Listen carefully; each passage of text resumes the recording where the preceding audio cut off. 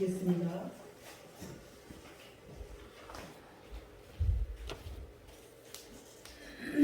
저희는 살아가면서 복음을 증거하기 위하여서 많은 애를 쓰고 노력을 합니다. 하시죠? 자, 저랑은 상관이 없는 말인데요. 혹시 이렇게 생각하시면 곤란합니다. 자, 우리가 살아가는 사회 안에서 복음을 원활하게 전하기 위하여서 복음이 잘 전해질 수 있도록 복음을 받아들이는 사람들의 삶의 속에 이 접점을 마련하는 것이 굉장히 중요하죠.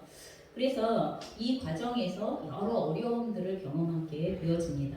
근데 이 복음을 듣고 받아들여야 하는 사람들의 입장 가운데에서 복음을 복음되게 받아들이지 못하게 만드는 그러한 굉장히 어려운 방해 요소들, 장애 요소들이 좀 있습니다. 그 어려움 중에 한 가지가 무엇이냐 하면 그리스도인들이 가지고 있는, 그리고 교회가 가지고 있는 영적인 교만입니다. 그래서 실제로 복음의 접점을 마련하는 데, 그래서 복음을 알지 못하는 사람들이 복음을 받아들이는 데 있어서 교회와 성도들이 가지고 있는 영적인 교만, 이게 어떻게 나타나냐 하면 교회 안에서 성도님들 사이에서 쓸데없이 발생하는 다툼, 그리고 분열, 그리고 파벌. 그래서 너네들도 하나가 안 되면서 뭐 이런 거예요. 너네들도 화목하지 못하는데 맨날 싸우더라, 맨날 다투더라, 그리고 맨날 시끄럽더라. 이게 은혜 안에서 시끄러우면 좋은데 그게 아닌 거죠. 그래서 왜 그렇게 분열과 파벌과 그리고 그 싸움이 멈추지 않습니까? 서로가 자신이 영적으로 더 성숙하고 그리고 더 충만하고 더 낫다고 여기기 때문인 거죠. 쟤보다는 내가 나, 제 생각보다는 내 생각이 나 하는 것에 대하여서 이 생각들을 내려놓으려고 하지 않고 양보하려고 하지 않는 이런 마음들이 있기 때문에 그 어떤 의견, 그 어떠한 담론들에 대하여 가지고 있는 생각이나 그리고 해석의 내용들을 가지고서 내가 낫기 때문에 네가 내 말을 따라야 해. 그렇지 않는다면 네가 비질리야. 여러분 이렇게 얘기하는 내용들을 듣게 되어진다는 것입니다. 그래서 이와 같은 영적인 교만으로 인하여서 그리스도의 교회는 끝없는 분열과 다툼으로 몸살을 앓고 있는 것이 지금 우리의 교회의 모습이고, 또한 그런 모습은 복음의 능력을 축소하게 되어집니다. 그래서 부흥운동을 이끌었던 조나단 에드워드는 실제로 교회와 성도들이 가지고 있는 이 영적인 교만이 세상에서 복음을 받아들여야 할 사람들에게 복음을 전파하는 데 있어서 얼마나 장애 요소와 방해 요소가 되어지고 있는가라는 부분들을 강하게 이것들을 분석하는 내용들을 내놓게 되어집니다. 또한 두 번째의 어려움의 내용이 있는데 그것은 우리 그리스도인들의 삶에서 나타나는 혼합주의입니다. 여러분, 혼합주의라고 하는 것은 기독교인들이 자신의 신앙을 그 문화 속에 자리한 우상이랑 같이 섞어버리는 거예요. 신앙의 내용이 문화 안에 있는 우상의 내용과 이것이 하나가 되죠. 여러분, 그래서 가장 대표적인 게 우리가 성공주의 복음이죠. 그러면 성공하면 복 받는 거예요. 무슨 말인지 아시죠? 돈을 많이 벌면 복을 받는 거예요. 진짜 그래요? 그럼 바울이 부자였어요? 그럼 베드로가 부자였어요? 아니잖아요. 그런데도 불구하고 이미 우리 사회의 풍요로움이라고 하는 그 우상이 이게 복음이라는 것과 결탁되어지기 시작하면서 신앙과 결탁되어지기 시작하면서 여러분 물론 신앙 안에는 하나님께서 하나님을 잘 믿는 자녀들에게 하나님께서 부를 허락하시는 내용이 있어요. 하지만 그게 언제나 그렇지는 않아요. 그 사람을 통하여서 부를 흘려보내기를 원하시는 통로로 사용하기를 원하실 때 그렇게 하시지만 부 자체가 여러분 모든 복의 하나의 잣대가 되어지지는 않아요. 하지만 우리의 시대 속에서 성공, 물질의 부요함 이거는 이미 복음과 우상이 우리 사회의 우상이 하나로 결탁되어져서 혼합되어져 있는 내용의 대표적인 내용입니다. 그래서 사사기 2장 11절부터 15절의 사이에 보면은요 이스라엘 백성들이 가나안을 정복했어요. 가나안 땅에 들어가서 가나안 땅을 정복했는데 그 이스라엘 백성들이 그 땅의 사람들이 섬기던 바알과 아스다롯을 섬기게 되어짐을 통하여서 하나님께서 그 이스라엘 백성들에게 심판을 내리시는 내용이 나오게 되어집니다. 여러분 이스라엘 백성들은 하나님을 섬기는 사람들인데 왜 가나안 땅의 바알과 아스다롯을 섬기는 모습으로 이것이 혼합되어졌을까요? 그럼 그들이 그럼 하나님을 섬기지 않았어요? 아니에요. 두 개를 혼합해서 섬겼어요. 하나님을 섬기면서 바알과 아스다롯을 같이 섬긴 거예요. 그럼 왜 그랬을까요? 그때의 사람들이 그 바알과 아스타롯을 섬김으로 인하여서 풍요로운 삶이 지속되어지고 있다는 문화를 가지고 있었기 때문이에요. 그 가나안 땅의 문화가 풍요가 지속되어질 수 있는 이유가 바알과 아스타롯을 섬기는 그 섬김 속에서 우리들의 풍요가 계속 지속되어진다고 생각하는 그러한 문화를 갖고 있었는데 이스라엘 백성들이 가나안 땅에 들어갔어요. 그러면 애굽에서 종으로 살았어요. 가나안 땅 40년에 여러분 광야에 무슨 풍요가 있었겠어요. 매일매일 일용할 양식의 공급이 있기는 하지만 풍요하고는 다른 문제예요. 그 가나안 땅에서 풍요를 보았던 이스라엘 백성들에게 있어서 그 풍요의 근원이 뭐라고 생각하는 거예요? 바알과 아스타롯을 섬기는 삶이라고 생각하는 거예요. 그러니까 하나님의 이름을 부르면서 바알과 아스타롯을 같이 부르기 시작하는 상황이 벌어지는 거죠. 여러분 저희가 많은 그리스도인들의 삶이 복음을 이야기하는데 가만히 들어보면 진짜 복음인가 하는 것에 있어서 그렇지 않을 때가 많은 거예요. 성경이 진짜 그런 의도에서 그런 목적으로 하신 말씀이 아닌 것을 우리가 살아가고 있는 세상 속의 문화와 섞어버린 거예요. 그래서 세상 사람들이 듣기도 좋으면서 복음도 전하는 것 같이 느껴지는 이렇게 혼합주의적인 복음들이 사실은 복음의 능력들을 배제시키고 아니면 복음의 능력들을 약화시키고 복음을 복음되게 하지 못하고 진짜 복음을 듣지 못하게 만드는 이러한 상황이 발생되어진다는 것입니다. 그래서 풍요로운 삶은 이스라엘 백성들의 마음을 뒤흔들어 놓았고 우상을 섬기는 모습으로 드러나게 되어졌습니다. 여러분 이러한 모습이 우리 시가 살아가고 있는 시대에는 없습니까? 이런 혼합주의적인 모습이 역시 우리가 살아가고 있는 최근의 문화 속에서도 역시 나타나게 되어지고 이와 같은 유혹은 계속 되어집니다. 특별히 오늘날 문화 가운데에서 정치적인 권력을 주는 것 같이 여겨지는 여러분 그와 같은 우상 그리고 또한 사회적인 매력을 약속하는 것 같이 여겨지는 그런 우상 여러분 여기에 우리의 마음이 끌리죠. 정치적인 권력을 확보할 수 있거나 사회적인 매력을 줄 수 있는 그런 사회적인 매력에는 굉장히 다양한 것들이 있어요. 그래서 예쁜 거, 건강한 것조차도 사실 본래 성경이 말하는 건강을 말하는 것이 아니라 다른 사람들의 이목에 띄기 위한 건강 이런 모습들이거나 아니면 스펙 이런 모든 내용들이 어느 순간 우리에게는 우상이 되어졌고 마치 그 우상의 내용이 우리의 삶 가운데 들어와 있으면 우리는 성공한 것 같은 그러면 이런 모습들이 나타나게 되어지는 거죠. 그래서 가끔씩 마음에서 힘들 때가 있어요. 분명히 저분이 크리스찬이시라는데, 그죠? 크리스찬이시라는데 정직하지도 않아. 그리고 다른 사람들을 위하여서 희생을 하지도 않았어.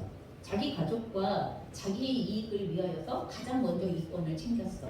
그래서 잘 나갔고, 그래서 사회적으로 사람들의 부러움을 사게 되어졌고, 이런 분들이 크리스찬인데 정치적인 그 위치에서 지도자로 검증을 받기 위하여 나오시게 되어지면 저희는 마음에서 실망하고 그리고 안타까움을 느낄 수밖에 없는 거예요. 좀 제발 그 그리스도인다운 지도자로 한 분이라도 올바른 모습을 보여주면 얼마나 좋을까라는 이런 생각들을 하게 되어지는데 여러분 그게 꼭 지도자인 그분들을 향하여서만 할 수 있는 얘기는 아닌 거죠. 우리가 사실 우리의 삶에서 복음을 증거할 때 사람들은 그 지도자를 보는 게 아니라 우리를 보는 거니까 우리의 삶 속에서 복음에 합당한 삶 그리고 혼합되어지지 않은 순전한 복음에 합당한 삶 이런 모습들이 필요하다는 것을 기억하셔야 합니다. 자, 이렇게 복음을 전하는 데 어려움을 갖게 되어지는 접점들이 있는가 하면 또 하나의 내용이 있어요. 그것은 뭐냐 하면 아까 앞에서 말했던 영적인 교만이나 아니면 혼합주의는 모든 시대 가운데에서 동일하게 있어 왔었던 거예요. 언제나 어느 시대에나 발생되어져 왔었던 그런 내용이에요. 하지만 각 시대마다 특별하게 다가오는 어려움들이 있어요. 각 시대가 가지고 있는 문화의 변화 속에서 복음이 전해지는데 매우 어려울 수밖에 없는 그러한 어려운 상황을 만나게 되어지는 경우가 있는 거잖아요. 우리가 최근에 코로나를 겪은 것처럼 그런 코로나 상황에서 도대체 복음을 어떻게 전해야 해? 라는 것에 대하여서 고민했었던 것처럼 여러분 오늘의 시대 속에서 이 시대가 당면하는 굉장히 독특한 어려움이 있는데 그게 뭐냐 하면 탈기독교 문화라는 거예요. 여러분 오늘날의 교회는 기독교 신앙에 대하여서 점점 더 적대감을 드러내는 그런 문화를 대면해야 하고 그런 문화 속에서 복음을 전해야 하는 이런 어려움을 안고 있는 시대라는 것을 우리가 외면하시면 안 돼요. 이미 우리 시대는 그런 시대로 돌입을 했어요. 기독교에 대해서 매우 적대적이고 적대감을 드러내는 것을 가감없이 드러내고 있는 이런 시대를 우리가 살아가고 있다는 것입니다. 여러분, 이전 세대의 사람들은요, 그저 인간이라면, 그냥 사람이라면 자신의 감정과 상관이 없이 따라야 하는 옳고 그름의 기준이 공통적으로 있다는 생각을 가지고 있는 게 있었어요. 무슨 말인지 이해하시죠? 우리가 예전에 살았었던 어른들의 세대, 또 우리들의 세대 속에서는 사람이라면 당연히 그렇게 살아야 하지 라는 것을 누가 가르쳐주지 않는다 하더라도 사회 전반의 문화와 그리고 흐름과 그 문화 속에서 당연히 그렇다는 것을 인정하는 것들이 있었다는 것입니다. 여러분, 이런 문화에서는 객관적으로 보여지고 또한 판단되어지는 죄악이 있었어요. 그렇죠? 죄악이 있었고 또한 그 죄악에 대한 책임감이 실제로 존재한다고 믿었어요. 그래서 그 죄를 저질렀으면 그 죄에 대해서 반드시 책임을 지는 게 너무나 당연하지, 이러한 문화가 공유되어지고 있었다는 것입니다. 그래서 인간이 가진 문제는, 인간이 가지고 있는 여러 가지 문제들이 이 신성한 질서, 사람들이 누구나 공유하고 있다고 생각하고 있는 신성한 질서들을 따라가기 시작하면 해결되어질 수 있어. 누구에게나 공통적으로 문제를 해결할 수 있는 기준이 있는 거야 라는 이러한 시대들이 있었다는 것입니다. 그런데 이제 달라졌어요. 우리가 살아가고 있는 탈기독교 문화 안에서는 개인의 자유가 가장 강력한 기준이 되어졌어요. 개인의 자유가 극대화되어지고 최대로 이것이 표명되어지기 시작하면서 인간이 순응해야 할 초월적인 세계는, 그리고 신성한 질서는 존재하지 않아, 이렇게 반응하기 시작하는 모습이 나타나는 거예요. 그래서 각 사람이 스스로가 각자의 가치관을 정해야지 이렇게 생각해요. 나는 나의 가치관을 정하고 너는 너의 가치관을 정하고, 그리고 서로가 갖고 있는 가치관을 배려해야지, 이런 관점을 갖고 있는 거예요. 그거에 옳다 그르다의 관점으로 접근되지 않아요. 그래서 단지 중요한 게 있다면 네 마음이 뭘 원해? 이런 거예요. 단지 중요한 게 있다면 네 안에서 뭘 중요한 것으로 여겨? 이런 거예요. 그래서 공통의 가치관, 공통의 중요성, 이런 것들은 더 이상 존재하지 않게 된다는 것입니다. 그래서 스스로가 각자의 가치관을 정하고 인생의 의미를 만들어야 한다고 주장하죠. 그래서 이러한 흐름, 탈기독교 문화의 이러한 흐름들을 가지고 있는 이 문화 안에서 만약에 하나의 절대적인 도덕이 존재한다면, 만약에 혹시라도 하나의 누구라도 따라야 할 도덕이 존재한다면 그 절대적인 도덕의 문제를 어떻게 생각하냐 하면요, 절대적인 도덕이 있다는 말 자체를 하지 않는 것, 누구나 따라야 하는 기준이 있다는 말을 절대로 하면 안 된다는 것, 그거는 폭력이고 강요고 억압이고 절대로 누구에게도 그런 강요를 하면 안 된다는 것. 그러면 예를 들어서 오늘 어버이 주일이에요. 그래서 우리 60세 이상 되시는 어르신들을 위해서 간단한 저희가 선물을 준비해서 이따 가실 때, 이제 돌아가실 때 전달드릴 건데, 그럼 부모를 공경해야 해.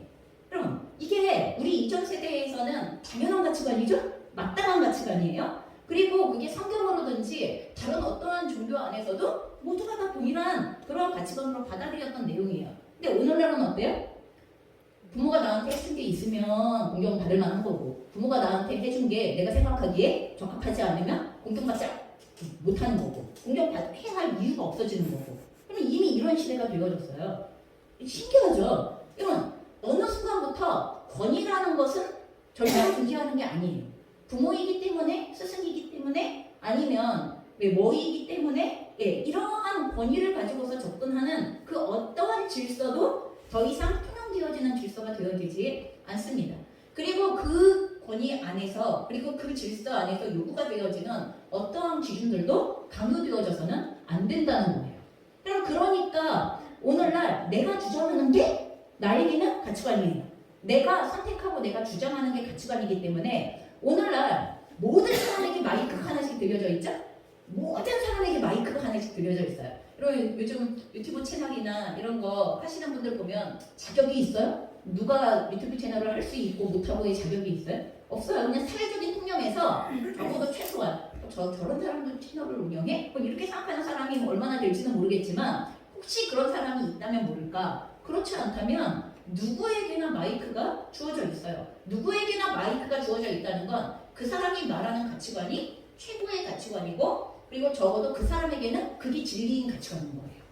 여러분, 이게 탈기독교 문화 가운데에서 그러면 진리라는 건 절대로 없어. 이거예요. 진리라는 건 절대로 존재하지 않아. 진리라는 말도 강요하지 마. 여러분 이렇게 말하기 시작하는 게 이게 탈기독교 문화의 특징이라는 것입니다. 그래서 혹시 우리에게 구원이 필요하다면 그 구원이란 우리에게 구원이 필요하다는 생각으로부터 해방되어지는 게 구원이다. 구원은 필요 없다는 거야. 네 마음대로 살면 되는 거지. 네 욕구대로 살면 되는 거지. 네 정욕대로 살면 되어지는 거고 네 때로 살면 되는 게 그게 옳은 거지. 누가 옳고 그름을 정해? 여러분 이런 얘기를 하는 거예요. 그래서 죄라고 말하지 마. 여러분 이렇게 얘기하는 거예요. 낙태? 죄라고 얘기하지 마. 얘기하는 거죠. 낙태 죄라고 얘기하면 안 돼. 그거는 개인의 자유권이야. 여러분 이렇게 얘기하는 거잖아요. 이게 너무나 당연한 시대로 지금 도입이 되어져 있어요. 그런데 거기다 대고 낙태는 죄예요. 여러분 이렇게 얘기했다고 어떻게 되는 거예요? 돌맞는 거죠. 완전 돌맞는 거죠.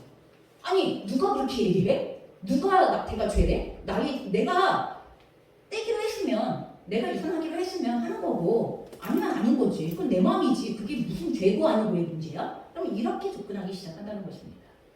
정말 그런 것인가?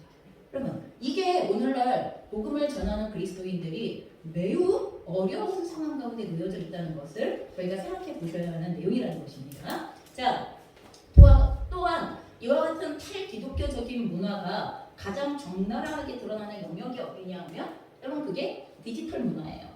그러면 저희가 디지털 문화를 통하여서 전달되어지는 수많은 정보와 믿음의 내용들 중에서 뭘 추사 선택하는 거죠? 내 마음에 맞는 거. 내가 그렇게 살아가고 싶은 것을 선택해요. 그러면 그 수많은 디지털 문화의 콘텐츠들 중에서 옳고 그른가를 따져서 받아들여요? 절대 그렇지 않아요. 내 마음에 좋으면 옳은 거고 내 마음에 싫으면 내 감정이 싫으면 아니면 나도 동일하게 그렇게 하고 싶으면 좋은 거고 그러면 좋아요를 어디다가 누르는 거예요? 여러분 어디다 눌러요 좋아요? 내 마음이 좋아 보이는 거에다 누르는 거잖아요. 진짜 그게 좋아서 누르는 거예요? 각 사람이 좋아요를 누르는 기준은 각 사람들 안에 있는 거예요. 여러분 그 모든 디지털 문화를 통하여 전달되어지는 정보와 콘텐츠의 내용을 여러분 옳고 그름을 근거하여서 받아들이지 않아요. 절대로. 그러면 내가 그 삶을 선택할 것인가? 내가 그들이 나에게 알려주는 그 정보를 받아들여서 그것을 나에게 유용한 것으로 이용할 것인가? 그럼 이거에 따라서 달라지게 되어져 있습니다. 유튜브 채널, 페이스북, 인스타 그럼 그 안에서 표현되어지는 모든 주장과 정보를 다 받아들이지 않는다는 거예요. 내가 받아들이고 싶은 정보, 관심 있는 정보, 동의하는 관점일 때 그럼 그럴 때 그것을 채택하게 되어지는 거예요. 그래서 좋아요를 누르거나 북마크 혹은 공유를 하게 되어지죠. 그럼 그 내용이 옳은지, 그른지, 유익한지, 무익한지 내가 결정하는 것입니다. 내가 살아가고 싶은 방식대로, 내가 공유하고 싶은 기준대로 다시 말하여서 내 방식에 적합할 때에만 그 정보와 그 내용은 유익하고 가치 있고 올바른 것이 되어지는 것입니다. 그러면 공공의 올바른 선의 기준 이런 건 더 이상 존재하지 않는다는 것입니다. 그렇지 않은 내용들에 대해서는 거들떠도 안 봐요. 제가 청소년들이나 이렇게 청년들이나 대화를 카톡으로 시도하면서나 하면서 가장 많이 느끼는 내용도 가운데 하나는 뭐냐면 자기에게 유익되어진 내용에는 즉각적으로 답변이 와요. 얘야 너 어딨니? 편의점이요. 아유 그러면 내가 편의점에서 뭐 먹을 수 있게 쿠폰 하나 쏠게. 그러면 즉각적으로 답변이 와요. 얘야 오늘 우리 모임해야 되는데 몇 시에 할 수 있니? 절대로 읽지 않고 답하지 않아요. 읽어도 절대로 답하지 않아요. 무슨 말인지 아시죠? 예. 왜요? 지금 뭐 하는 거예요? 취사 선택하는 거예요. 그래도 된다고 생각하는 거예요. 그걸 무례한 것이라고 생각하지 않아요. 그러면 누군가 나에게 말을 하는데 답변하지 않는 걸 무례한 것이라고 생각하지 않고 그리고 올바른 말을 하는 것에 대하여서 그것을 귀담아 진짜 올바른 것인가를 받아들이려고 하지 않아요. 일단 듣고 싶지 않은 말은 올바르지 않은 말이고 나에게 상관이 없는 말이 되는 거예요. 제가 젊은이들과 청소년들과 함께 소통하기 시작하면서 가장 어려워하는 내용들이 그런 내용인데 문제는 뭐예요? 모든 디지털 문화가 그렇게 형성이 되어져 있어요. 그게 젊은이들한테는 그리고 청년들에게는 삶의 스타일이 되어버린 거예요. 여러분 이건 매우 위험한 선택이고 매우 위험한 문화라는 것을 기억하셔야 됩니다. 우리가 하나님의 어떤 말씀을 들을 때에도 내 마음에 들으면 아멘. 그렇죠? 내 마음에 들지 않는 말은 어떻게 되는 거예요? 그러시거나 말거나 이런 거죠. 그러시거나 말거나 목소리를 높여 말씀하시거나 말거나 그게 나랑 무슨 상관이 있어요? 이렇게 생각하시는 거예요. 자, 그래서 이러한 디지털 문화가 점점 더하겠죠? 이게 축소되겠어요? 아니요. 더 심화되어지지 절대로 축소되어지지 않습니다. 그렇기 때문에 경계하고 있지 않으면 지금 우리의 시대가 어떻게 문화가 흘러가고 있고 내가 여기에 어떻게 혼합주의로 빠져들어가고 있는가에 대하여서 인식하고 있지 않으면 절대로 내가 문제가 있다고 생각하지 않습니다. 내가 뭔가에 대하여 놓치고 있다고 생각하지 않게 된다는 것입니다.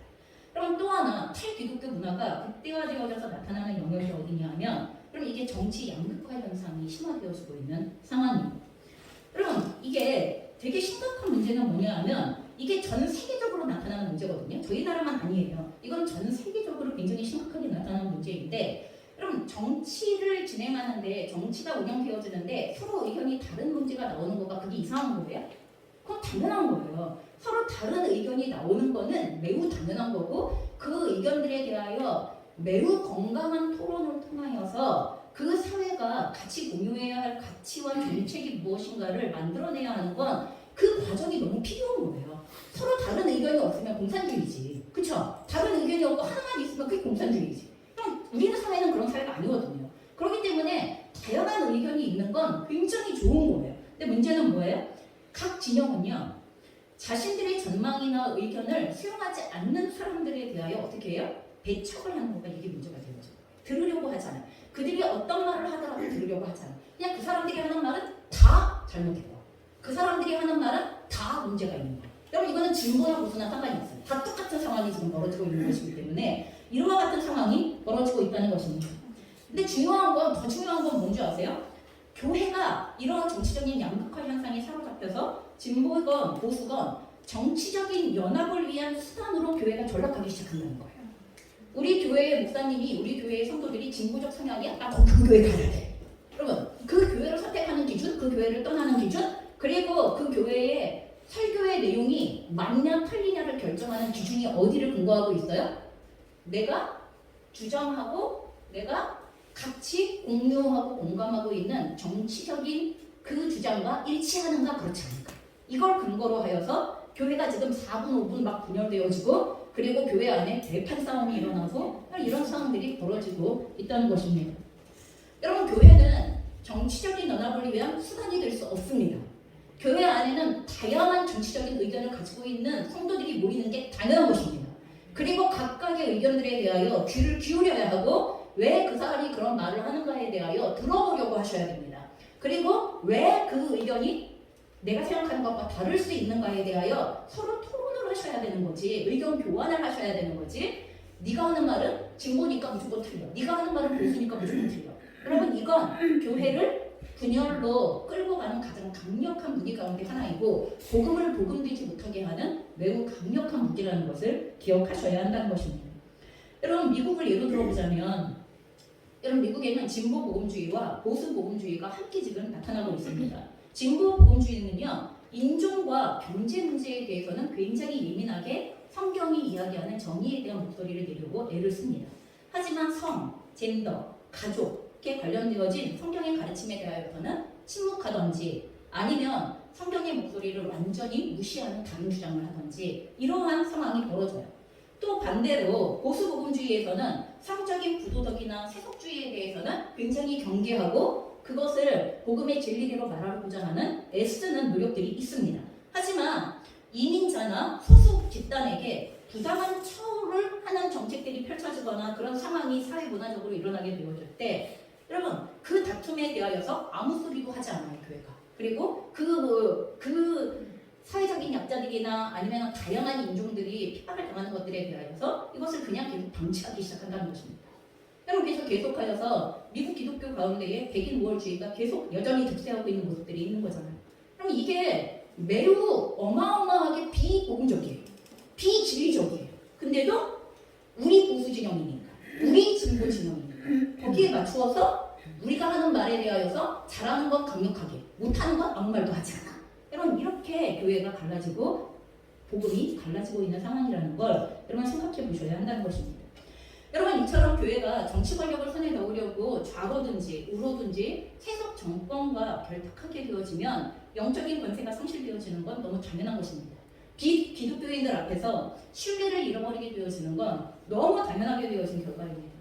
그렇기 때문에 여러분 기독교인들이 그럼 정치에 참여하지 말아야 되느냐? 아니죠. 정치에 적극적으로 참여하되 여러분 세상을 지배하는 이데올로기에 의하여서 교회가 불복당하지 않으셔야 되고 여러분 그 이데올로기로 인하여서 교회가 분열되어지는 거 절대로 안 된다는 것입니다. 그래서 각 정치권의 정책이 성경이 말하는 진리를 반영하고 있는지 그게 진보 정책이건 보수 정책이건 문제는 그 정책 자체가 성경적이냐는 거예요. 그 정책 자체가 진리에 근거하고 있냐는 거가 이게 분별이 되시냐는 거예요. 여러분 그 사람들이 했기 때문에 문제가 아니라 그 사람들이 한 그 행동의 내용과 그 정책의 내용이 성경적이냐 비성경적이냐에 초점을 맞추셔서 우리는 비판해야 하는 목소리를 내야 하거나 수용해야 하는 목소리를 내야 하는 것이고 동의해야 하거나 아니면 그것에 대하여서 적극적으로 반대의 목소리를 내야 하는 이런 상황이 벌어질 수 있다는 것입니다. 여러분 그렇기 때문에 실제로 각 정치권의 정책이 성경이 말하는 진리를 반영하고 있는지 우리가 건강하게 비판하면서 어떤 정당의 누구의 주장이기 때문이 아니라 그리스도의 공동체로서 마땅히 행해야 할 삶의 기준과 같은 내용인가 하는 것을 진실한 평가에 근거하여서 저희가 목소리를 낼 줄 알아야만 하는 것입니다. 그래서 교회의 목소리는 하나여야 합니다. 그리고 하나일 수밖에 없습니다. 왜요? 그리스도께서 성령께서 한 분이시고 분리될 수 없기 때문에 그렇습니다. 여러분 우리가 하나의 목소리를 내고 있지 않다면 우리가 한 하나님 그리고 한 성령 안에서 그리고 한 마음과 한 뜻으로 우리가 행하고 있는 것인가에 대해서 반드시 돌아보셔야 하는 상황 가운데 놓여져 있다는 것을 기억하셔야 합니다. 그럼 이와 같은 복음 증거의 문화적인 어려움을 생각하면서 이제 우리가 오늘 읽었던 오늘의 본문의 흐름을 살펴보겠습니다. 여러분 빌립보 교회는요 유럽에서 가장 처음 세워진 교회입니다. 그리고 처음 세워졌을 때부터 바울이 이방인들에게 복음을 전파하는 사역에 대하여서 처음부터 이 빌립보 교회는 한 마음과 힘을 모아서 지원했었던 그러한 교회입니다. 또한 당연히 이 빌립보 교회는 이 빌립보 지역사회에 복음을 전파하기 위하여서 전심을 다한 그런 교회이기도 합니다. 그렇기 때문에 바울은 언제나 이 빌립보 교회를 생각할 때 든든한 그리고 동지애를 느꼈고 감사와 기쁨으로 교제하기를 멈추지 않았던 교회. 바울이 어디에 가서 선교를 하고 있어도 이 교회와의 교류가 끊어지지 않았던 이러한 교회라는 것을 저희가 생각하셔야 됩니다. 바울은 이렇게도 너무나 사랑했었던 빌립보 교회의 성도들을 향하여서 오늘 뭐라고 고면하냐 하면 지속적으로 복음에 합당하게 생활하라고 고면합니다. 그게 빌립보서 1장에 있는 말씀인데요. 빌립보서 1장 27절부터 28절입니다. 함께 공독하겠습니다. 시작. 오직 너희는 그리스도의 복음에 합당하게 생활하라. 이는 내가 너희에게 가고나 하나 있으나 너희가 한 마음으로 서서 한 뜻으로 복음의 신앙을 위하여 협력하는 것과 무슨 일이든지 대적하는 자들 때문에 두려워하지 아니하는 이 일을 믿고자 함이라. 여러분 여기서 뭐라고 얘기하냐 하면 복음의 합당한 생활의 구체적인 내용을 뭐라고 말하냐 하면 한 마음 한 뜻으로 복음의 신앙을 위하여 협력하는 것 그리고 그 과정에서 대적하는 자들을 만나게 되어질 건데 그들에 대하여서 두려워하지 않고 고난을 감당함으로 그리스도를 섬기는 특권을 누리는 것. 여러분 이게 바로 복음의 합당한 삶의 내용이라고 두 가지를 가지고서 말하는 것입니다. 여러분 그리스도의 복음은 진리를 거스르는 세계 가운데 선포되어질 때 어느 시대에나 또한 누구에게나 언제나 환영받는 메시지는 아니었습니다. 어떤 사람들에게는 너무나 놀라운 구원의 메시지지만 그렇게 살고 싶지 않고 하나님을 대적하고 거스르고 있는 사람들에게 있어서 그 복음의 메시지는 당연히 대적할 수밖에 없는 메시지이고 그리고 왜 그걸 받아들여야 하는가에 대하여 끊임없이 변증을 요구하는 그러한 적대적인 분위기 속에서 복음을 증거할 수밖에 없었던 상황이기 때문에 복음을 증거함에 고난을 따르는 문제는 너무나 당연한 문제예요. 그럼 오늘날은 안 그래요? 오늘도 역시 똑같아요. 단지 우리가 그 고난을 감당하기 위하여 하나님을 대적하는 세대 가운데에 복음을 가지고 나아가는 행동을 멈추었기 때문에 고난이 멈추어지고 있고 고난이 일어나고 있지 않은 것일 뿐이지 오늘날에도 여러분 진리를 가지고서 전하려고만 하면 당장 문 먹는 것부터 시작하게 되어져 있다는 걸 우리는 알고 있어요. 그게 싫으니까 안 하는 거지. 자, 그래서 이와 같이 너희는 그리스도의 복음에 합당하게 생활하라고 이야기를 하면서 그러면 도대체 복음에 합당한 삶의 구체적인 내용, 한 마음과 한 뜻으로 복음의 신앙을 위하여 협력하는 것은 무엇을 말하는 것인가 라는 것에 대하여 2장으로 넘어오면서 1절부터 4절까지의 내용에 이렇게 기록하고 있습니다. 제가 읽겠습니다. 여러분은 그리스도를 믿음으로써 힘을 얻습니까? 그리스도의 사랑에서 위안을 받습니까? 성령의 감화로 서로 사귀는 일이 있습니까? 서로 애정을 나누고 동정하고 있습니까? 여러분, 이 말은 올바른 그리스도인으로서의 삶을 살아가고 있는 내용들을 여러분이 누리고 있습니까? 라고 물어보는 것이죠. 그렇다면 우리가 올바른 그리스도인으로서 이와 같은 하나님의 은혜를 누리고 있다면 여러분은 같은 생각을 가지고 같은 사랑을 나누며 마음을 합쳐서 하나가 되십시오. 그렇게 해서 나의 기쁨을 완전하게 해주십시오 하고 이야기하면서 실제로 우리 안에 하나님의 은혜를 누리는 삶은 무엇으로 드러나야 하냐면 실제로 성도들 간의 연합과 하나 되어짐과 일치되어짐으로 한 몸이 되어짐으로 드러나야 한다라고 이렇게 말씀하고 있는 것입니다. 그럼 우리는 연합을 굉장히 터부시하는 세대를 살아요. 왜요? 아까 얘기했잖아요. 이 탈기독교 문화의 중심이 개인주의와 개인 자유에 초점을 맞추고 있기 때문이에요. 내 자유를 침해하는 모든 건 적이고 내 자유를 침해하는 모든 건 폭력이고 내 자유를 침해하는 모든 건 잘못되어진 것이기 때문에 절대로 연합하기 위하여서 양보한다, 연합하기 위하여서 내 마음을 내려놓는다, 내 자유를 스스로가 절제한다, 이런 행동하지 않습니다. 내 자유를 누리기 위하여 마음껏 내가 하고 싶은 대로 한다가 우리 시대의 삶의 방식이기 때문에 그러면 한 마음과 한 뜻이 되어지는 연합의 삶을 산다? 왜 굳이 맞춰 살아야 해? 여러분, 왜 결혼을 하지 않아요? 나 혼자도 살기도 버거운데 둘이 어떻게 마음을 맞춰 살아? 여러분 그렇잖아요. 둘이 마음을 맞춰 사는 게 얼마나 어려운 일인데 연합을 해본 적이 없는 사람들은 절대로 결혼을 해서 살 수 없어요. 그리스도 안에서 한 마음과 한 뜻과 한 몸을 이뤄본 적이 없는 사람들은 여러분 결혼하고 난다고 연합이 된다고요? 절대로 그렇게 되지 않아요. 그냥 되는 게 아니기 때문에 그래요. 연합. 일치는 절대로 그냥 되지 않습니다. 자, 그러면서 3절 말합니다. 무슨 일이나 이기적인 야심이나 허영을 버리고 다만 겸손한 마음으로 서로 남을 자기보다 낫게 여기십시오. 그럼 무슨 말이에요? 연합과 일치가 되어지기 위해서 어떻게 해야 하는가를 이야기를 해주는 거예요. 세 번역으로 보면 무슨 일을 하든지 경쟁심이나 허영으로 하지 말고 겸손한 마음으로 하고 자기보다 서로 남을 낫게 여기십시오. 내가 아주 사랑하는 사람을 위해서는 그렇게 할 수 있어요. 부모님이 자식들을 위해서는 자식들이 뭐 해달라고 그러면 아유 저 왼수 이러면서도 그가 원하는 걸 해줘요. 하지만 그 관계를 제외한 모든 관계에서는 절대 이런 일이 그냥 일어날 리가 없어요. 성령의 아름다운 교제가 없이 그러면 하나님께서 우리를 다스리시는 주장이 없이 절대로 우리가 다른 사람을 나보다 낫게 여긴다고요? 아니요. 그럴 리가 없다는 거예요. 네가 감히 내 말을 네가 어떻게 내 의견을 네가 나에 대하여서 그렇게 해도 돼?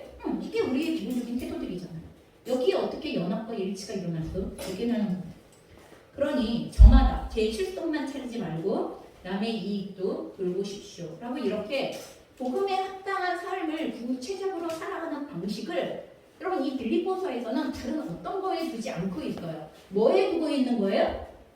그 일치와 연합으로 가는 그 내용, 겸손함으로 하나가 되어지는 내용이 그게 복음에 합당한 삶의 내용입니다라고 이렇게 말씀하시고 있다는 것입니다. 여러분 우리들이 진정한 그리스도인이라면 같은 생각, 같은 사랑 안에서 연합하라는 것입니다.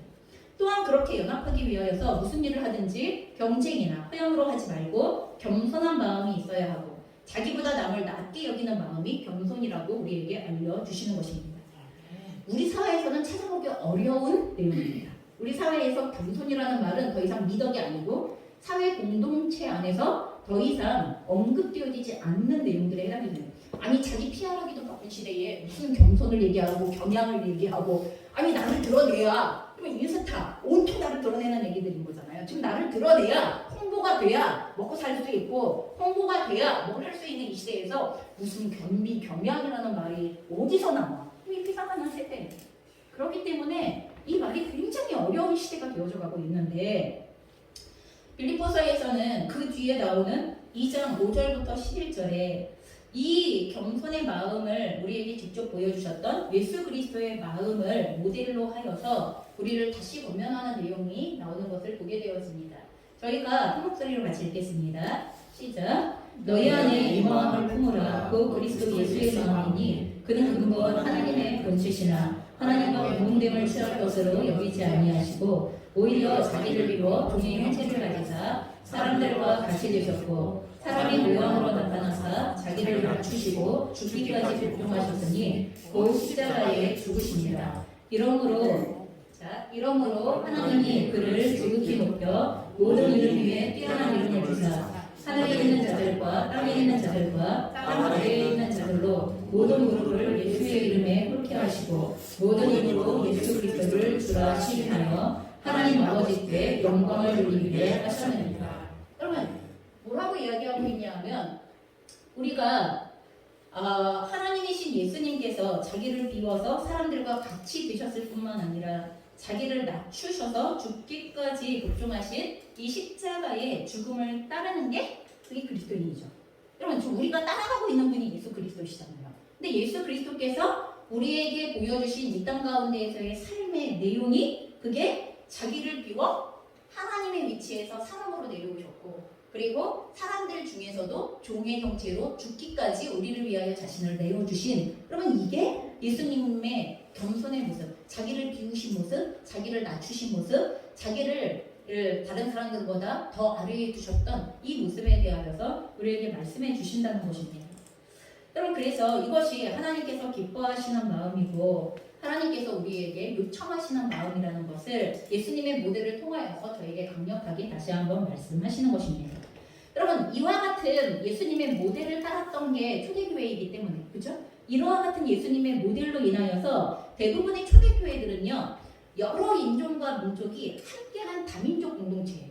여러분 물론 유대인들만 살아가고 있는 유대 지역의 예루살렘 교회는 조금 다른 분위기지만 여러분 바울이 이방인들을 선교하기 시작하면서 세워진 모든 교회는 이방인 교회죠. 그럼 그 모든 이방인 교회는 기본적으로 유대인들이 들어가 있을 뿐만 아니라 그 지역에 모든 민족과 인종이 함께 들어가 있는 여러분 무슨 말이에요? 유대인들로만 이루어진 것이 아닌 그 사회의 어떤 인종과 민족이라 하더라도 복음을 믿고 예수 그리스도께 순종하는 사람이라면 교회 공동체의 일원이 되어줄 수 있는 거예요. 그럼 그렇기 때문에 저희가 다 민족 그리고 다 인종 그리고 어떤 사람 계급적으로나 아니면 성별적으로나 그리고 또한 나이적으로 연령적으로나 그러면 이 모든 차이에도 불구하고 교회는 누구나 들어올 수 있는 곳입니다. 그럼 이거잖아요. 여러분 누구나 들어올 수 있다는 게 어디 들어오기만 해봐라 내가 상처를 줘서 내쫓아야 되고 이런 거예요? 아니잖아요. 함께 한 몸을 이루겠다는 얘기잖아요. 예수 그리스도의 경통 안에서 우리가 함께 한 몸을 이루겠다는 얘기를 하면서 같이 들어오라고 얘기를 하는 거고 또 같이 우리가 그 예수 그리스도의 부르심 안에서 한 몸으로 부르심을 받았어. 이렇게 얘기를 하는 거잖아요. 나아가 초대교회는 가난하고 소외되어진 누구라도 품는 공동체였어요. 그래서 당시 이교 신앙을 가지고 있었던 로마의 황제 중에 율리아누스라는 황제가 있습니다. 여러분 이 율리아누스라는 황제가 기독교인들 초대교회의 성도들의 삶의 내용들을 보면서 뭐라고 말했냐면 그들은 가난한 기독교인뿐만 아니라 가난한 이교도인까지를 돌보는 공동체이고 존재들이다. 굉장히 이것에 대하여서 신기하게 여겼어요. 어떻게 쟤네들은 저럴 수 있지? 이렇게 생각했어요. 왜냐하면 대부분의 그 당시에 있었던 공동체들은 자기 중심적인 문화와 자기들의 신들을 중심으로 한 문화 공동체를 형성하고 있었기 때문에 근데 예수 그리스도를 믿는 믿음 안에서 누구나가 함께 들어올 수 있을 뿐만 아니라 그 안에 설사 이교도라 하더라도 가난하고 소외되어진 이들을 품고 돌보고 섬기는 이러한 내용들이 적극적으로 이루어졌던 공동체이기 때문에 그런 거예요. 또한 나아가서 초기 기독교회는요 타인으로부터 공격을 당하거나 그로 인하여서 목숨을 잃는다 하더라도 안갚음이나 복수를 하지 않고 되갚지 않고 용서하는 공동체였고 여러분 우리가 알고 있는 것처럼 심지어 처형을 당하거나 원형 경기장에서 죽임을 당하는 순간에도 박해자들을 위하여서 기도하기로 유명했던 사람들이에요. 초대교회 성도들. 여러분 이것은 예수님의 모범 중에 하나죠. 십자가에서 돌아가실 때 아버지 저 사람들을 용서해 주십시오. 저들은 자기들이 하는 일을 모르고 있습니다. 그럼 이렇게 기도했습니다. 스테반 집사가 죽을 때도 역시 마찬가지였어요. 순교를 당할 때 역시도 주여 이 죄를 그들에게 돌리지 마옵소서. 그럼 이렇게 기도했었던 믿음의 선배들의 본을 그대로 따라서 예수님의 모델을 믿음의 선배의 모델을 그대로 따라서 초대교회는 더 이상 자신들을 박해하고 자신들에게 위해를 가하였던 이들에 대하여 안갚음이나 복수나 이런 것들을 하지 않고 오히려 용서하는 공동체로 그 공동체가 그래서 이래서 사실 그 시대 속에서 이 초대교회는요, 이 교도들이 볼 때 사실은 매우 불편해요. 한편으로는 매우 불편해요. 쟤네들이 저렇게 살아간다는 것 자체가 한편으로는 매우 불편하지만 또 한편으로는 매우 매력을 느끼는 거예요. 어떻게 쟤네들은 저렇게 살 수 있지? 사람이 어떻게 저렇게 살 수 있지? 그럼 오늘날 어떤 교회의 성도들을 보면서 아니 쟤는 어떻게 저렇게 살 수 있을까? 그럼 존경스러워서 그렇게 생각해 보신 적 있으세요? 우리는 이 기준들을 이미 상실한 시대를 살고 있고 그래도 괜찮다고 생각해요. 초대교회가 그랬던 것은 그냥 초대교회의 문화이지 우리들과는 상관이 없다고 생각하지만 예수 그리스도의 겸손의 모델을 가지고 있었던 초대교회의 모습은 오늘날 교회들이 예수 그리스도의 겸손의 모델을 따라가고 있는 건 아닌가요? 동일한 모델을 가지고 있는데 동일한 모델을 요구받고 있는데 동일한 모델을 가지고 따라오라고 말씀하고 있는데 너무 당연한 내용이 되어져야만 한다는 것입니다. 그래서 이 같은 예수 그리스도의 모델을 쫓아 이제 오늘 우리가 읽었던 본문은 빌립보 성도들에게 이런 권면을 하게 되었습니다. 우리가 함께 빌립보서 2장 12절에서 14절의 말씀 같이 공독하겠습니다. 시작. 그러므로 나의 사랑하는 자들아 너희가 나 있을 때뿐 아니라 더욱 지금 나 없을 때에도 항상 복종하여 두렵고 떨림으로 너희의 구원을 이루라. 너희 안에서 행하시는 이는 하나님이시니 자기의 기쁘신 뜻을 위하여 너희에게 소원을 두고 행하게 하시나니 모든 일을 원망과 시비가 없이 하라. 그럼 무슨 말이냐 하면 모든 그리스도인은 하나님의 은혜 안에서 예수 그리스도를 믿음으로 구원의 삶을 시작했죠. 우리는 모두가 다 구원의 삶을 시작을 했어요. 그리고 또한 구원의 삶을 시작했을 뿐 아니라 오늘도 주님의 말씀에 복종, 순종함을 통하여서 두렵고 떨림으로 구원을 이루어가고 있는 존재들. 오늘 우리는 구원을 완성해가고 있는 사람들이라고 우리의 정체성에 대하여 먼저 이야기해요. 그리고 우리의 구원을 이루어가는 과정에서 구체적으로 우리의 구원을 하나님은 어떻게 이루어가시나? 여러분 그 내용이 13절의 내용인 거예요. 여러분 13절 너희 안에서 행하시는 이는 하나님이시니 자기의 기쁘신 뜻을 위하여 너희에게 소원을 두고 행하시는 분이시다. 그러면 이게 구원을 이루어가시는 하나님의 방법인데 다른 번역으로 볼게요. 여러분 공동 번역에는 이렇게 되어 있어요. 여러분 안에 계셔서 여러분에게 당신의 뜻에 맞는 일을 하고자 하는 마음을 일으켜 주시고 그 일을 할 힘을 주시는 분은 하나님이십니다. 그럼 세 번역으로는 하나님은 여러분 안에서 활동하셔서 여러분으로 하여금 하나님을 기쁘게 해드릴 것을 염원하게 하시고 실천하게 하시는 분이십니다. 또한 현대인의 성경에서는 하나님은 자기의 선한 목적에 따라 여러분이 자발적으로 행동하도록 여러분 안에서 일하십니다. 그럼 이렇게 되어져 있거든요. 하나님께서 우리 안에서 일하시는 분이시라는 걸 믿으십니까? 그럼 거듭난 그리스도인은 우리 안에서 일하시는 하나님이 계시다는 걸 믿는 사람들입니다. 그리고 하나님이 그렇게 하시겠다고 했기 때문에 여러분 우리가 하나님과 동떨어져 있는 게 아니라 거듭난 그리스도인의 삶에 우리 안에 하나님께서 거하시고 일하시는 하나님이 계시다는 것을 인정하셔야 돼요. 이걸 믿지 않으면 절대로 우리는 우리의 삶을 하나님과 언제나 동떨어져서 생각할 수밖에 없다는 거예요. 하나님의 기뻐하시는 뜻을 알게 하시고 그 일을 하려는 자원하는 마음을 일으켜주시고 할 수 있는 힘을 공급해 주심으로 그러면 그것을 통하여서 구원을 이루어 가시는 하나님. 이게 하나님이 일하시는 방식이에요. 그런데 하나님이 그렇게 일하시는 방식으로 우리 안에 일하셔도 중요한 건 뭐예요? 그걸 따라갈 것이지. 이 문제예요. 그걸 따라갈 것이지.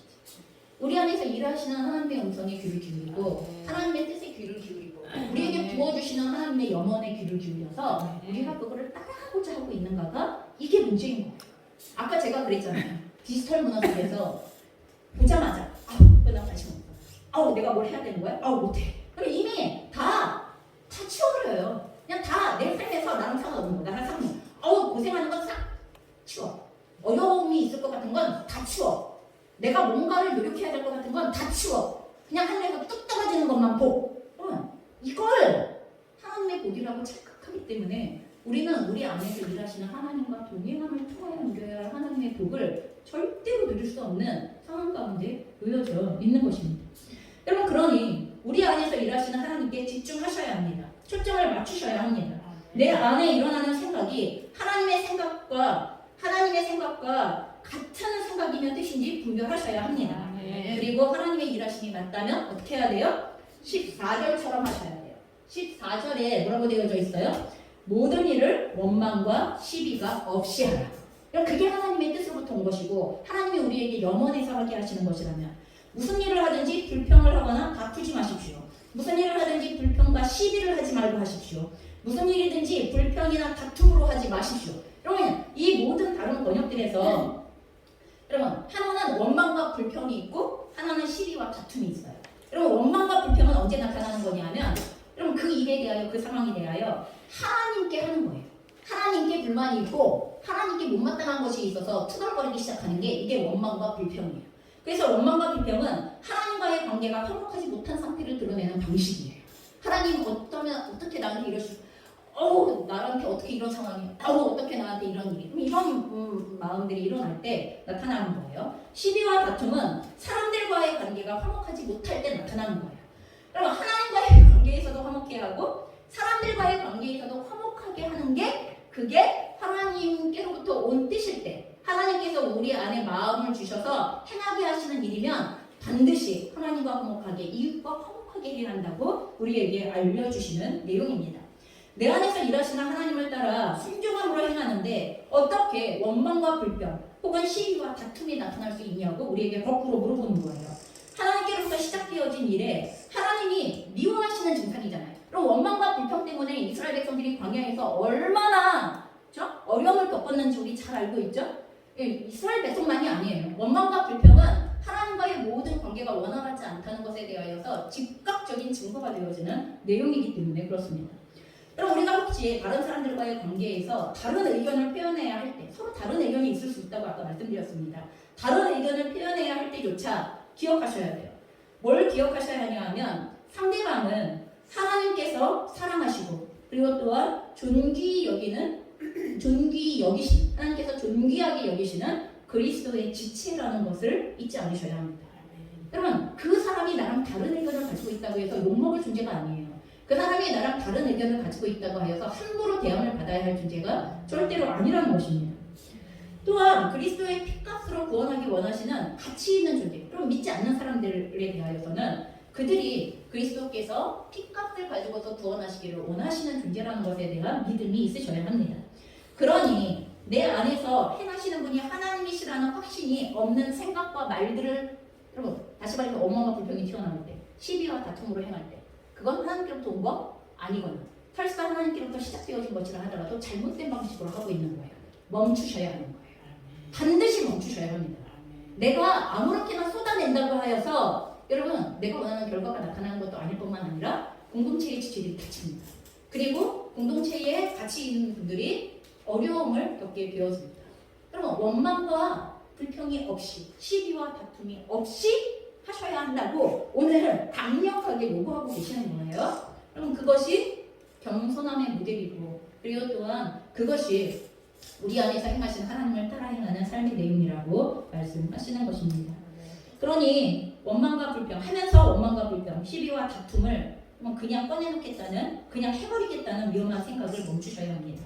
내 안에서 행하시는 하나님의 일하심에 순종하기가 너무 바쁘잖아요. 그럼 그 일을 올바로 하기도 매우 바쁩니다. 자, 그래서 원망과 시비가 없이 하는 삶을 두고 바울은 마지막으로 이렇게 얘기합니다. 이는 너희가 흠이 없고 순전하여 어그러지고 거스르는 세대 가운데에서 하나님의 흠없는 자녀로 세상에서 그들 가운데 빛들로 나타난다. 이렇게 되어져 있습니다. 여러분 원망과 시비가 없는 삶, 그건 하나님의 흠 없는 자녀로 세상 가운데에서 빛으로 드러나는 삶이라고 우리에게 알려주시는 것입니다. 연합과 일치가 뭐가 그렇게 중요해? 원망과 다툼이 없는 게 뭐가 그렇게 중요해? 사람이 사는데 다 그런 거지. 사람이 사는데 하나님을 알지 못하는 세상은 다 그렇기 때문에 하나님을 아는 세상은 그렇지 않아야 한다고 얘기하는 거예요. 하나님을 믿는 성도들은 그렇지 않아야 한다고 얘기하는 거고, 제가 처음에 우리가 복음을 증거하는데 가장 강력한 복음의 방해가 되어지는 내용 중에 하나가 영적인 교만이라고 얘기했습니다. 여러분 원망과 불평 그리고 시비와 다툼은 영적인 교만에서부터 시작되어집니다. 그렇기 때문에 이 부분을 반드시 멈추어야 한다고 말씀하고 있는 것입니다. 그러니 오늘날 교회는 하나님의 사랑과 진리 안에서의 연합이라는 매우 가치 있고 복음에 합당한 생활 방식을 잃어버렸기 때문에 오늘날 교회가 영적인 전쟁을 해볼 엄두조차 못 내는 그럼 말을 해볼 수가 없어요. 복음을 전할 수가 없어요. 니나나 잘해. 그럼 이거잖아요. 복음을 전하려고 할 때마다 너희나 잘해. 여러분 이 얘기 안 들으면 다행이에요. 니네랑 싸우지 마. 여러분 이 얘기 안 들으면 다행이라니까요. 공공연하게 복음을 방해하는 일을 하고 있는데도 우리가 잘하고 있다고 생각하는 아주 이상한 시대를 우리는 살아가고 있는데 멈추셔야 하는 것입니다. 제발 교회로 부름받은 우리들이 모든 일을 원망과 시기가 없이 행함으로 그런 세상과 구별되어지는 복음의 존귀함이 드러나게 되어지기를 주님의 이름으로 축원합니다. 같이 기도하시겠습니다.